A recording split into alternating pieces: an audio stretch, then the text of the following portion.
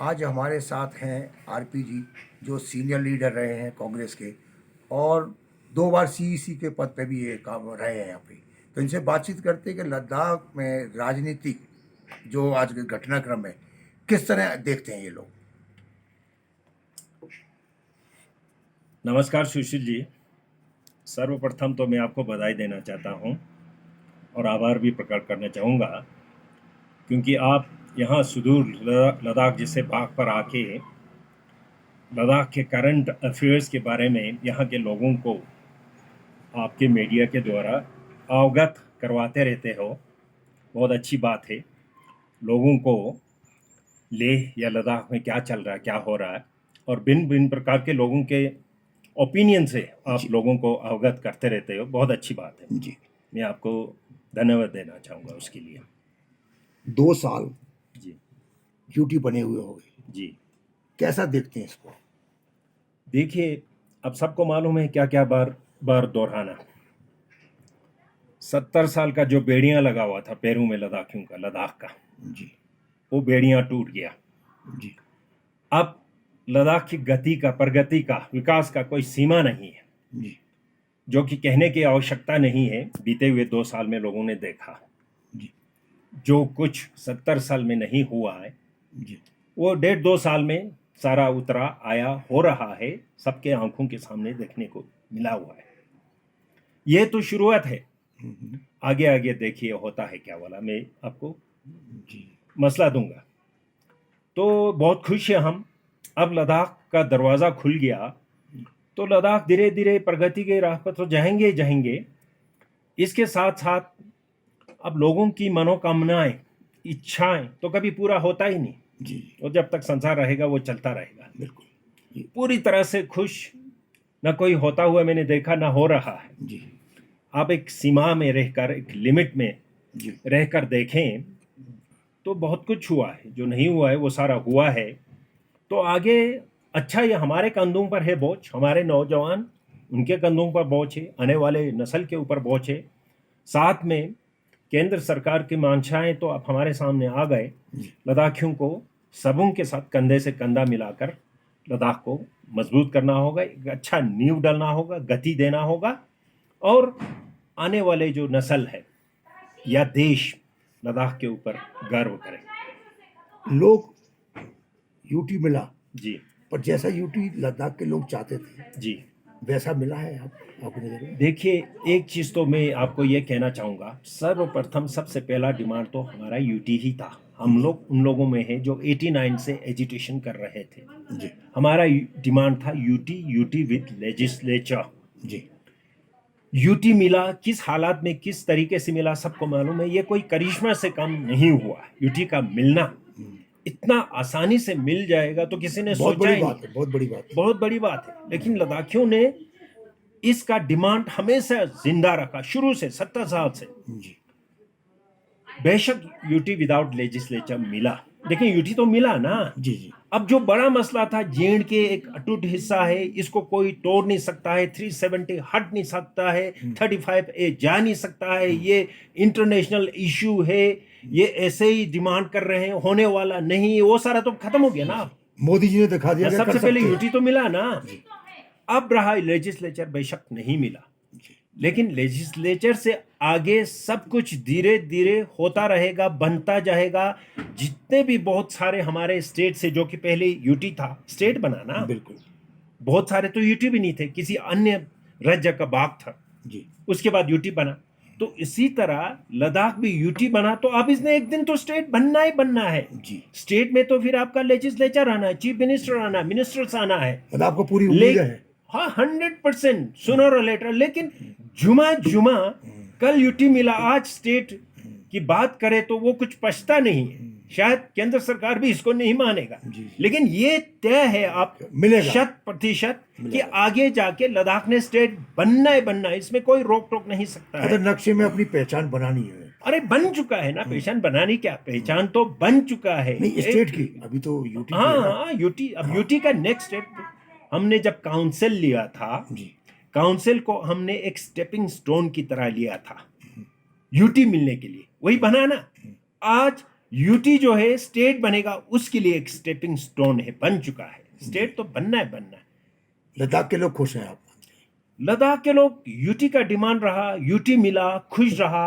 हाँ, अब लोगों की कुछ मांशाएं हैं, कुछ एक्सपेक्टेशन से, जो कि सेफ गार्ड की बात करते हैं। चिंताएं भी हैं। चिंताएं उस सेफ गार्ड की। सेफ गार्ड के लिए हम उन लोगों में से है जो 6 शेड्यूल, भारत के संविधान का 6वां अनुच्छेद में जो जो प्रावधान है उसको लद्दाख के ऊपर लागू करें तो और भी सोने पर सुहागन हो जाता है। देखिए ना, आप सेफ गार्ड की बात आप करते हो तो सेफ गार्ड सबको चाहिए ना। सेफ गार्ड तो आपको कश्मीरियों को चाहिए, देश के बाकी भागों में भी लोग सेफ गार्ड की बात करते हैं, नॉर्थ ईस्ट में सेफ गार्ड की बात करते हैं, तो लद्दाख में भी, विद इन लद्दाख भी तो सेफ गार्ड चाहिए। सिर्फ लेह वाला को खुश रहे उससे नहीं होगा ना। करगिल वाले सेफ गार्ड चाहते थे, वो तो पहले से डिस्ट्रिक्ट बन गए। लेह वालों से वो लोग डरे हुए रहते थे, लेह वाले हमारी चीजें खा रहे हैं कहते थे, डिस्ट्रिक्ट बना। आज भी वो लोग सेफ गार्ड की बात करते हैं। उसी तरह कल नुब्रा वालों को सेफ गार्ड चाहिए, चंगथांग वालों को सेफ गार्ड चाहिए, जंस्कर वालों को सेफ गार्ड चाहिए। सेफ गार्ड तो सबको चाहिए ना। आपको बाहर से कोई आपको खा जाए वो आपको मंजूर नहीं है, लेकिन आप खुद अंदर बैठे हुए जो कमजोर तबके उनको खा जाए तो वो मंजूर है क्या? तो सेफ गार्ड तो सबको चाहिए ना। इसीलिए मैं कहता हूं जो 6 शेड्यूल में सेफ गार्ड है वो आपके डिस्ट्रिक्ट लेवल पर सेफ गार्ड दिया जा सकता है। एक ही राज्य में 6 शेड्यूल के साथ 6 शेड्यूल के बगैर भी बन सकता है। कल को और डिस्ट्रिक्ट बनना है, जंस्कर बनेगा, नुब्रा बनेगा, करगिल है, सब कुछ है, तो सबों को उस डिस्ट्रिक्ट में सेफ गार्ड चाहिए ना। लेह वालों के अगेंस्ट सेफ गार्ड चाहिए, करगिल वालों के लिए अगेंस्ट सेफ गार्ड चाहिए, बाकी जगहों के अगेंस्ट सेफ गार्ड चाहिए। तो सेफ गार्ड आज सबको चाहिए। उसके लिए हमें यह देखना जरूरी है कि आपका घर ठीक है, दुरुस्त है। पहले घर को ठीक कर रहा। आप जिस तरह यूटी मिला अचानक, उसके बाद फिर लोग आवाज उठाना शुरू कर देते हैं, ये गलती हो गया, वो गलती हो गया, वो होना चाहिए था, ये होना चाहिए।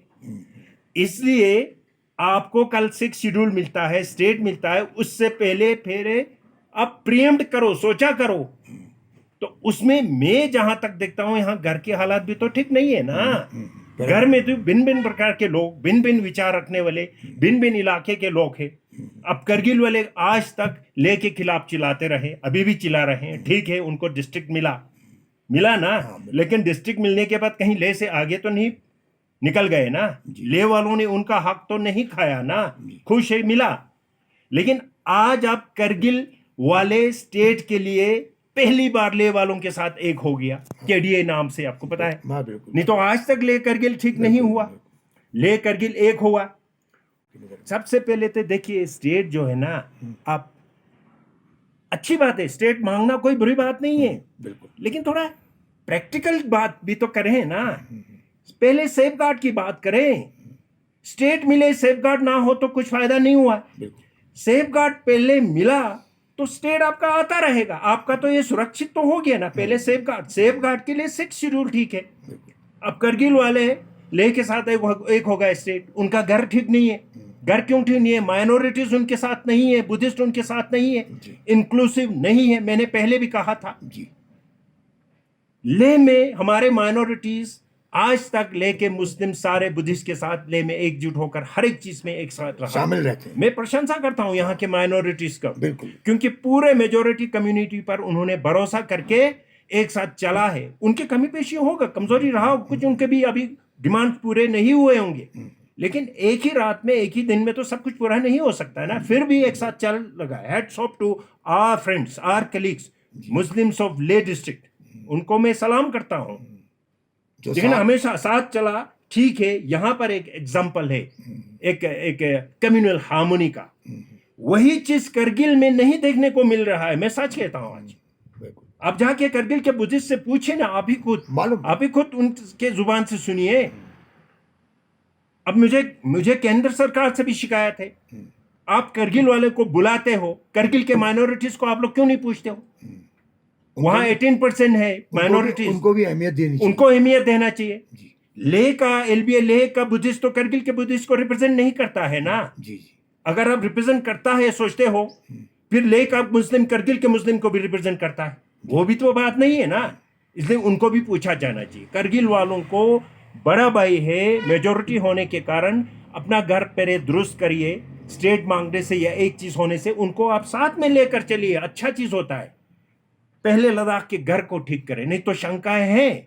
अब करगिल वाले मेजोरिटी में आ गए, वहां के माइनॉरिटी के साथ ये हाल हो रहा है, कल को मेरे जैसे लोगों को भी शक होगा, जब पहले वो सब लेकर नहीं चल रहे हैं, पर कल को पता नहीं हम सबके साथ क्या हो सकता है। बिल्कुल। तो ये शंकाएं तो बना रहेगा ना, इसलिए मैं उनको मान्यता नहीं देता हूं और नहीं दूंगा जब तक एक साथ बुद्धिस्ट को भी वो लोग लेकर ना चले, घर को दुरुस्त ना करें। मैं उनको रिकॉग्निशन नहीं देता हूं, मैं उनको मान्यता नहीं देता हूं। मेरे देने ना देने से होता कुछ नहीं है, लेकिन मेरा इंडिविजुअल ओपिनियन है, अपना विचार है, और हर आदमी को विचार हो सकता है। बिल्कुल बिल्कुल स्वतंत्र है उसके लिए। बिल्कुल बिल्कुल।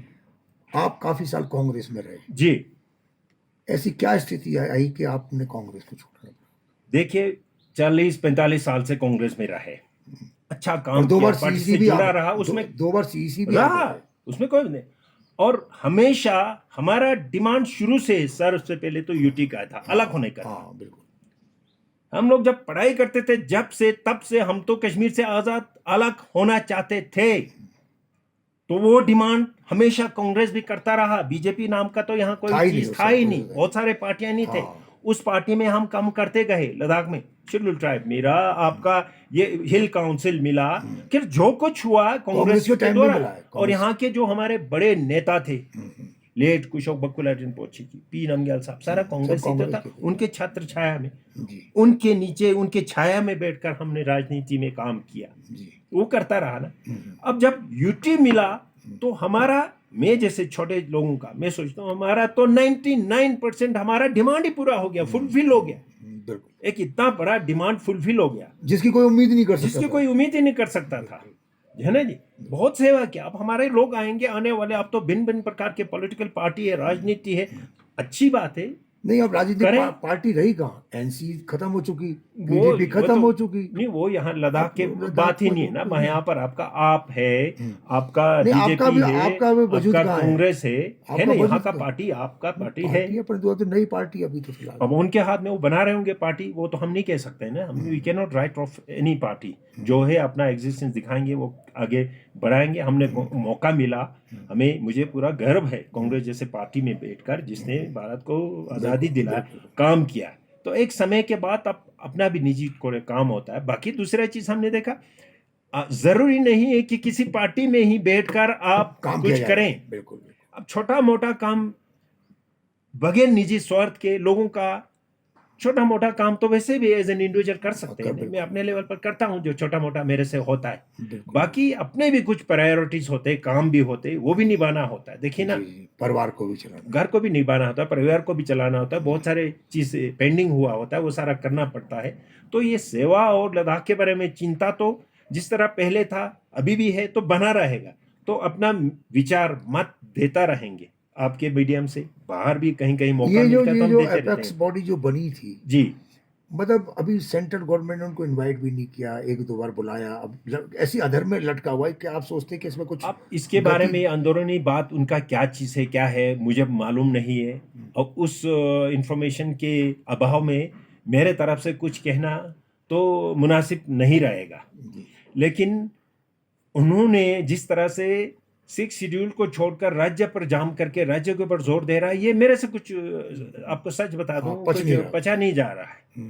6 शेड्यूल के ऊपर डटे रहना चाहिए, मिलेगा। अगर बीजेपी ना दे तो अगला सरकार देगा, कोई भी आए, मुझे 100% श्योर है। जब यूटी आपका 70 साल के बाद मिल सकता है, तो हम लोग अब इतना जल्दबाजी में है, सब कुछ एकदम अभी भी चाहिए। और we want best of everything. You cannot have best of everything all the time. Here and there, one has to do some compromises. थोड़ा बहुत तो compromises इधर उधर करना पड़ेगा ना। सब कुछ जो आप चाहे वो नहीं मिल सकता ना। वो तो किसी को नहीं मिला। हिंदुस्तानी हो, आप इंडियन हो, we are proud of it. हमने हिंदुस्तान में रहना था, रहना है और रहेगा। अब तो पूरा फुली इंटीग्रेशन हो गया, 100%। पहले नहीं था हम लोग।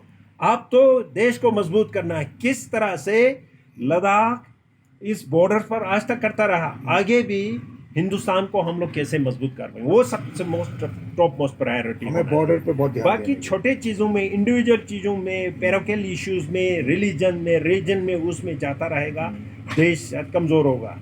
देश मजबूत होगा तो हम लोग मजबूत होगा, देश कमजोर होगा तो हम लोगों ने सबसे पहले कमजोर हो जाना है। बिल्कुल। इसलिए अब तो हम लोग फ्री है, खुश है, किस तरह हमारा देश मजबूत कर सकते हैं, लद्दाखियों का योगदान रहे वो। अब लद्दाख को बचाना अब 2-3 लाख लद्दाखियों के ऊपर छोड़ दे नामुमकिन है। नहीं। लद्दाख की विशेषता को, environment, climate, safeguard, culture, tradition, सब कुछ को देश ने बचाना है जी। अब हिंदुस्तान ही बचा सकता है और कोई नहीं बचा सकता है। बिल्कुल। अगर ये खत्म हो गया तो देश का एक विरासत खत्म हो जाता है और इसका दोष भी देश के केंद्र सरकार के ऊपर लगेगा। लद्दाख की विशेषता, लद्दाख का पहचान जो कि एक यूनिक है, अलग है, वो खत्म हो जाता है तो उसका सबसे पहला दोष केंद्र सरकार पर पड़ेगा। मैं समझता हूं केंद्र सरकार इस सीस्ट ऑफ द मैटर, मालूम है उनको भी। इसलिए आप हिंदुस्तान ने लद्दाख को बचाना है विरासत के लिए, पोस्टेरिटी के लिए, देश, संसार के लिए। विशेष चीज है ना, विशेष अलग जीता जगता है एक रीजन है जहां पर सारे सभ्यता, कल्चर, सब कुछ लिविंग है। तो ये 6 शेड्यूल वाला मैं कहता हूं बीजेपी दे तो अच्छा है, बीजेपी ना दे तो अगला सरकार कभी ना कभी तो बनेगा। मैं नहीं कह सकता हूं 24 में बनेगा, कब बनेगा, लेकिन देने के लिए तैयार है, देगा जो भी सरकार आएगी वो अब देगी। तो आसान है। जब यूटी बीजेपी ने नामुमकिन चीज करके दिखा दिया, दे दिया, तो 6 शेड्यूल बनेगा, उसमें अमेंडमेंट के साथ। तो मैं सोचता हूँ 6 शेड्यूल जो सेफ गार्ड है सबसे पहले आवश्यकता है। स्टेट आता रहेगा आपका, स्टेट आता रहेगा आपका, स्टेट तो बनना है। अगर स्टेट आपको विदाउट एनी सेफ गार्ड मिलता है तो उसका फायदा नहीं। बेशक आपका चीफ मिनिस्टर बनेगा, मिनिस्टर बनेगा, बहुत सारी कुर्सियां आएगा, लेकिन आपका सेफ गार्ड नहीं है तो फिर तो कोई फायदा नहीं हुआ ना ओवरऑल लद्दाख के लिए, लोगों के लिए, कल्चर के लिए, ट्रेडिशन के लिए। जी जी। इस बार लद्दाख में जी सेंट्रल के इतने मिनिस्टर आए, दौड़ लग रही थी। जी जी। उसको आप कैसे, किस रूप में देखते हैं उसको? इतना पहले तो कभी नहीं होता था। जिस तरह से देखिए ने पहली बार लद्दाख को एक ऐसा प्रायोरिटी और लाइमलाइट में गवर्नमेंट ऑफ इंडिया रख रहे हैं, बढ़ा रहे हैं जी।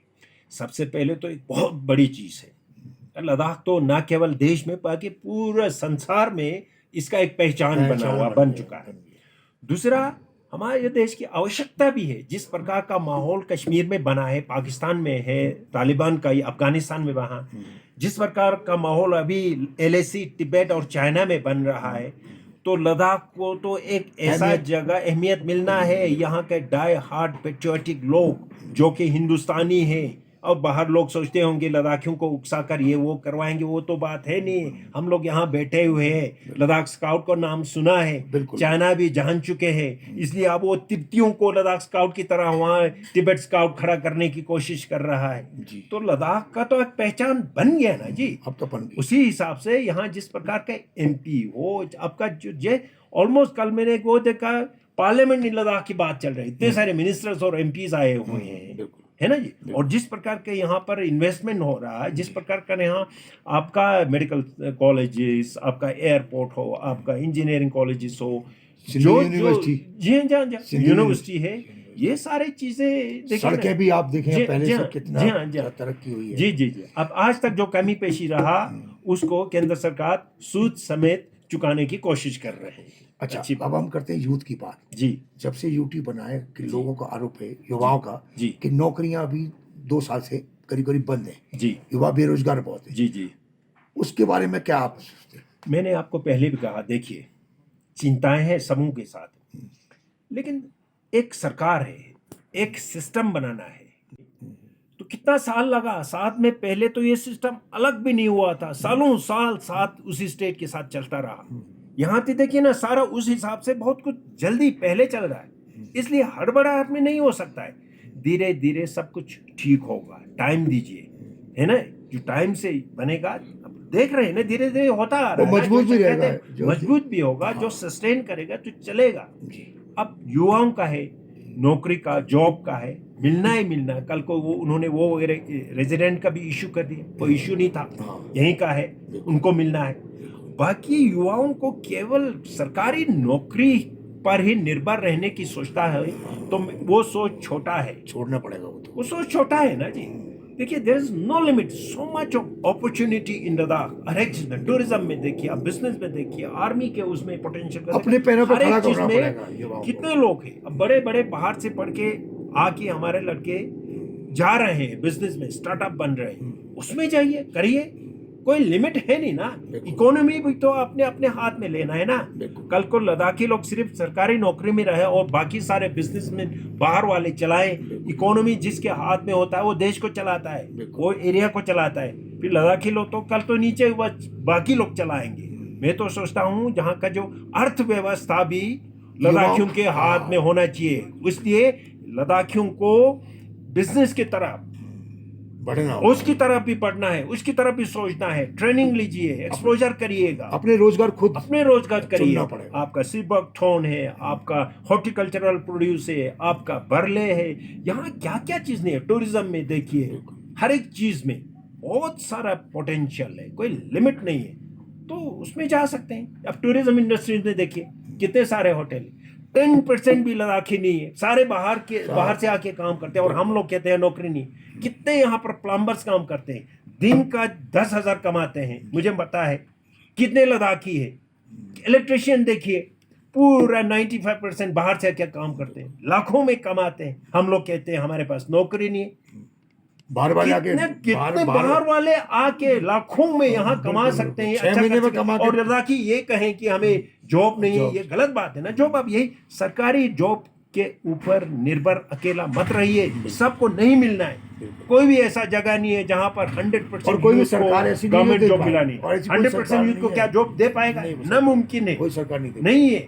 आपके जो क्वालिफाई करेगा बेस्ट ऑफ यूथ जो होगा एग्जाम पास कर, उन्हीं को मिलना है। बाकियों में तो इधर उधर जाना ही जाना है ना। इसलिए पहले से ही आप बिजनेस में क्यों नहीं जाते हो? इतने सारे पोटेंशियल है, लद्दाखियों को बताने की भी जरूरत नहीं। बाहर वाला आके क्या कर रहे हैं देखिए ना, होटल में काम कर रहे हैं, प्लम्बरिंग कर रहे हैं, इलेक्ट्रिशियन कर रहे हैं, सारे जितने हर जगह जाइए आप, बाहर से टेक्निकल्स आते हैं, उसके लिए कुछ थोड़ा सीखना तो पड़ेगा ना। अब सीखने के लिए यहाँ इंस्टीट्यूशंस खोले जा रहे हैं, ट्रेनिंग दिया जा रहा है, वो करिए, कोई सीमा नहीं है, तो अच्छा ही अच्छा है। तो चलो राजनीति की बात करें जी। इस समय जी, कांग्रेस की स्थिति लद्दाख में जी कैसी मानते हैं आप? अब देखिए ना, मेरा कोई कांग्रेस से नाता है, ना भाजपा से नाता है, ना और कोई राजनीति से। जी, मैं अपना निजी राय, निजी विचार देता हूँ, क्योंकि अब मैं कांग्रेस का हिस्सा नहीं हूँ, तो मैं कांग्रेस के बारे में कुछ नहीं कहना चाहूँगा, ना किसी और पार्टी का, जी, है ना जी।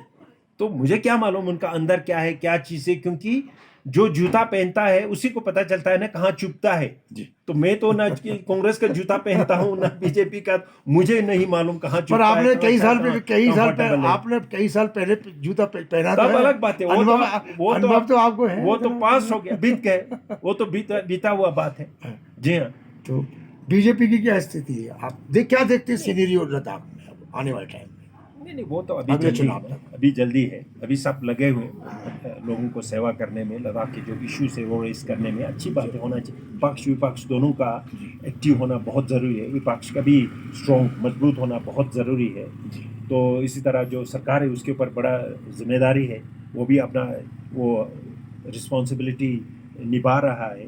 तो छोटा मोटा गैप नज़र आता है, वो लद्दाख जैसे जगहों पर जहाँ पॉपुलेशन बहुत कम है, सारे लीडर्स एक दूसरे को जानते हैं, तो बैठकर बातें कर लेना चाहिए। जो वन अपमैनशिप, ये पॉइंट स्कोर करने के लिए बातें करते हुए मैं बहुत देखता हूँ, उससे फायदा नहीं होता, उससे आपका थोड़ा पार्टी को नुकसान सोच नजर आता है, पार्टी को नहीं, लद्दाख को। अभी जब इलेक्शन हो तो अलग बात है, इलेक्शन में कहिएगा, जब इलेक्शन ना हो तो सब छोटे मोटे राजनीतिक इशू से ऊपर उठकर लद्दाख के ओवरऑल लार्जर इंटरेस्ट के बारे में सोचे, बातें करें, मिलकर मीटिंग करिए, बेचिएगा। कोई बाहर वाले तो है नहीं ना, दुश्मन तो है नहीं, आपस के लोग मैं सबों से विनती करूंगा, अभी कोई चुनाव नहीं है, तो बहुत छोटे मोटी चीज़ों के ऊपर अब तो आजकल तो राजनीति सोशल मीडिया पर चला है, वो सारी चीज़ों में ना जाए, बैठकर आप सब एक दूसरे को जानते हो, बैठकर मीटिंग करिए, लद्दाख के लार्जर इंटरेस्ट में जो बातें बनता है उसको आगे बढ़ाइए सब मिलजुल कर। बाकी जब इलेक्शन आएगा तो लड़िए, आप लोग कहिए जो कहना हो। अभी तो ये सबको तमाशा लगता है ना, अभी तमाशा लगता है। दोनों ही पार्टी जो है इस समय युवाओं के हाथ में है। युवा तो आने वाले उसका एरा का वही होता है सोल। युवा तो होना ही चाहिए, आना चाहिए, युवाओं को आना चाहिए, ज्वाइन करना चाहिए। जगह जो बुजुर्ग हैं उनको जगह युवाओं के लिए छोड़नी चाहिए, लेकिन युवाओं को भी थोड़ा अपना देखे ना हालात ठीक करके, थोड़ा है ना। अब राजनीति क्या करेंगे आप? राजनीति तो आपको रोटी नहीं खिलाएंगे ना, सेवा ही सेवा करना है ना। बिल्कुल। पहले अपना घरेलू स्थिति, घर का स्थिति, थोड़ा इनकम वगैरह शुरू करवा के ठीक करके आए, सेवा करे, अच्छी बात है। अब सीधा ही जोश में आकर इसमें जंप करे तो वो सस्टेन नहीं कर पाएंगे आप, सस्टेन नहीं करेंगे। अब बैठे भी तो फिर गलत चीज़ों में पड़ेंगे, किस तरह से अब कमाना है, किस तरह से वो लाना है ना। इसलिए गलत अच्छा, रास्ते चुनने गलत पड़ते हैं। जी हाँ, जी हाँ। तो युवाएं अच्छे आ रहे हैं, बहुत अच्छी बात है। जी हाँ तो जो मोदी जी का सपना था लद्दाख के बारे में, जी। वो इस समय बिल्कुल फिट है। मोदी जो सोचते हैं वो करते हैं। मोदी जी का सोच तो मोदी जी के देखिए ना, अलग बात है, उनके बारे में नहीं कहता मैं। हम लोग अपना सोच की बात करते हैं। हमारा सपना था, सोच था, डिमांड था कि लद्दाख यूटी बने, जो कि बन गया। अब बनना तो इश्यूज तो कभी खत्म होना ही नहीं, जब तक संसार रहेगा पर लद्दाख मोदी जी की पड़ा नजर रहेगा। पर मोदी जी की नजर लद्दाख पे बिल्कुल बनी रहती है। वो तो केंद्र सरकार के जिस तरह के मिनिस्टर्स या एमपीज या इश्यूज यहाँ पर आते रहते हैं, उससे हमें पता चलता है कितना महत्व दिया जा रहा है, कितना इंपॉर्टेंस दिया जा रहा है। वो तो है ही है, उसमें कोई आप मतलब मैं ना कहूँ तो ना इंसाफी होगा, बेईमानी होगा। बिल्कुल नहीं, जो दिख रहा है, जो कर रहा है, उसको तो कोई नकार नहीं सकता है जो ना। दिख रहा है वही दिख रहा है। हाँ, जो दिख रहा है वही सच है। एंड सीइंग इज बिलीविंग हम कहते हैं, बिल्कुल। वही चीज़ है। आपने फोकस न्यूज से बातचीत की और सारी बातें आपने निष्पक्ष रूप से जो आपके मन में थी वो आपने कही है फोकस न्यूज से। हम आपके फोकस न्यूज के माध्यम से हम लोगों तक पहुंचाने की कोशिश करेंगे। आपका बहुत बहुत धन्यवाद।